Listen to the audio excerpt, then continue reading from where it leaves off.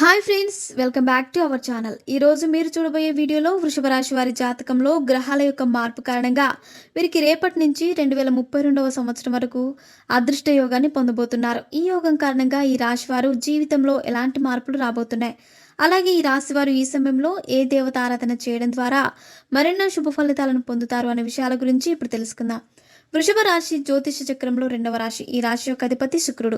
వృషభ రాశిలోకి కృతిక నక్షత్రం 2, 3, 4 పాదాలు, అలాగే రోహిణి నక్షత్రం 1, 2, 3, 4 పాదాలు, మరి మృగశిర నక్షత్రం 1, 2 పాదాల్లో జన్మించిన వారు వస్తారు. వృషభ రాశి వారికి వారి జాతక చక్రంలో కర్కాటక రాశిలో బుధుడు మరియు శుక్రుడు అలాగే సూర్యుడు ఒకేసారి సంచరిస్తున్న కారణంగా వీరికి శీఘ్రాహి యోగం కలగబోతుంది. ఈ యోగం కారణంగా వృషభ రాశి వారికి వ్యాపారపరంగా అద్భుతమైన ఫలితాలు పొందుతారు. అలాగే మీరు ఈ సమయంలో తమ కుటుంబ సభ్యులతో ఎంతో సంతోషంగా గడుపుతారు.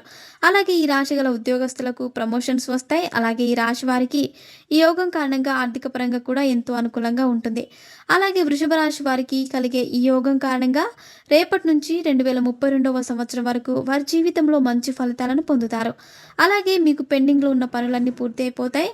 అలాగే మీరు ఈ 12 సంవత్సరాల పాటు ఆర్థిక పరంగా చిన్న చిన్న ఇబ్బందులు ఉన్నప్పటికీ వాటిని మీరు ఎంతో ధైర్యంగా ఎదుర్కొంటారు. అంతేకాకుండా మీరు ప్రారంభించిన ప్రతి పనిని పట్టుదలతో పూర్తి చేస్తారు. అలాగే ఈ రాశి గల విద్యార్థులు కూడా రేపటి నుంచి అనుకూల ఫలితాలను పొందుతారు. అలాగే వృషభ రాశి గల భార్యాభర్తల మధ్య జూలై నెలలో చిన్న చిన్న గొడవలు జరుగుతాయి. అందువల్ల మీరు మీ జీవిత భాగస్వామితో మాట్లాడేటప్పుడు బాగా ఆలోచించి మాట్లాడడం మంచిది. లేకపోతే మీ మధ్య వచ్చే ఈ చిన్న చిన్న గొడవలు ఎక్కువ దూరాన్ని పెంచుతాయి. అలాగే ఈ రాశి వారు జూలై నెలలో వారి కుటుంబ సభ్యులతో విహారయాత్రలకు కూడా వెళ్తారు. అలాగే ఈ రాశి గల వ్యాపారస్తులు కూడా రేపటి నుంచి వారి జీవితంలో రాబోయే మార్పుల కారణంగా వారు చేసే వ్యాపారంలో మంచి అభివృద్ధిని పొందుతారు. అలాగే ఈ రాశి గల ఉద్యోగస్తులకు ఈ సమయంలో తమపై అధికారుల నుంచి పని ఒత్తిడి ఎక్కువగా ఉంటుంది. అలాగే వృషభ రాశి వారు ఈ సమయంలో కొత్త ఆస్తులను కొనుక్కుంటారు.